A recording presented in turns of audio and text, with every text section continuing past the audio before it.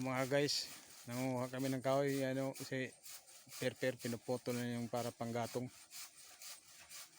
Kasi mahirap ang kahoy dito bilhin, mahal din eh. Ayan po, welcome po kayo sa Barsner Vlog. Ito lang guys, pagmasdan ito kung paano pinuputol dito sa gubat yung kahoy. Kasi nilalagari lang namin kasi wala kaming dalang itak.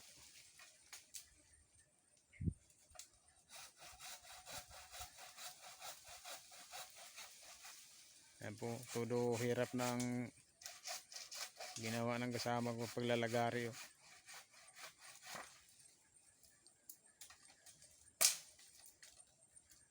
At medyo napapagod na rin siya eh.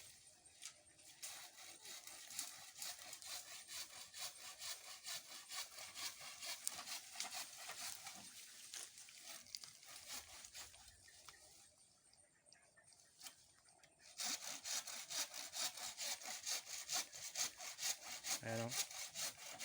Pero malambot lang ito lagariin na kahoy to.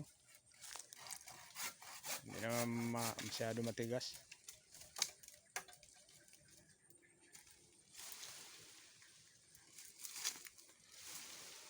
Ayun nga lang, medyo hatak-hatakin pa kasi masablay.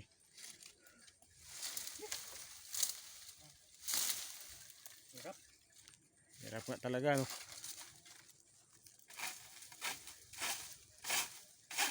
Kasi pag hindi mo talaga ito pinagtyagaan, hindi ka talaga makakuha ng kahoy.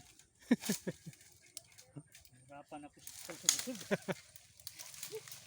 Yan talaga eh. Yan, nakita niyo mga guys oh.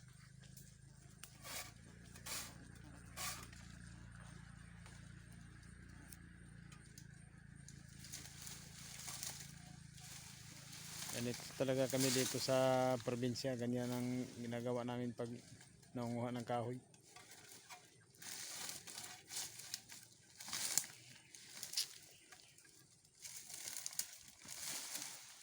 Ayan o, may minuputol lang kami. Ayan, yung mahaba na yan o.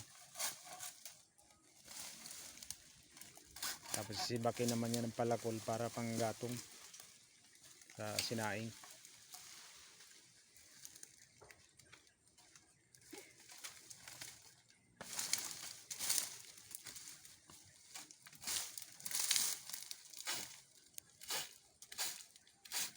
Kasi minsan nga pagka ganitong sitwasyon eh, may encounter ka pa dito ng mga putakti, saka yung pakyutan. Ayun, kandarapa ka talaga ng takbo pag yung sa lubong mo dito sa gubat.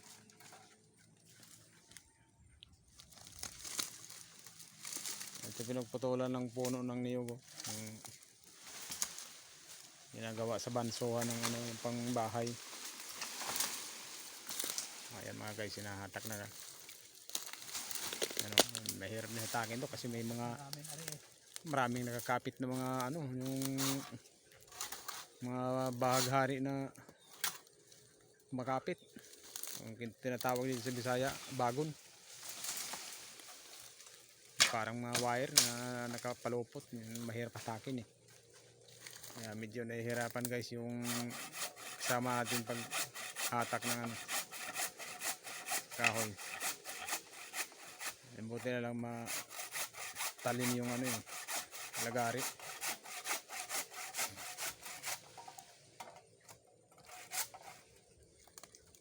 Ayan na guys, malapit na maputol.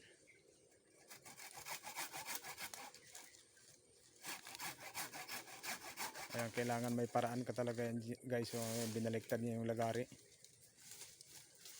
Kumbaga pinapabor mo kung saan talaga maaayon yung pagputol mo.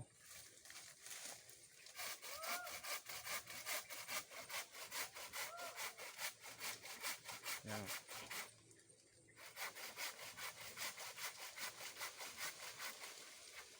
Tagal-tagal din na putol eh, kasi may mga nakakapit na parang mga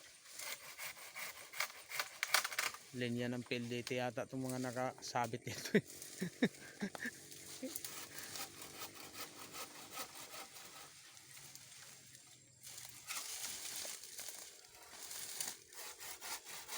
Ayan mga guys yun. Saka nauuhaw na rin daw siya. Wala namang mabilhan ng tubig dito eh. Saka walang tubig dito na madaanan mo.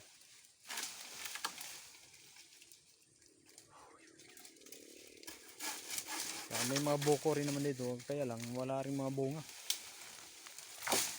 Kaya nihingal na yung ating kasama na nagpuputol lang kahoy kasi nauuhaw na siya. Ayan mga guys. Okay, tapos na. Yari na daw mga guys oh. Medyo nakapahinga na siya. Okay. Like and share na lang mga guys dito sa channel na to. Kung makikita niyo to.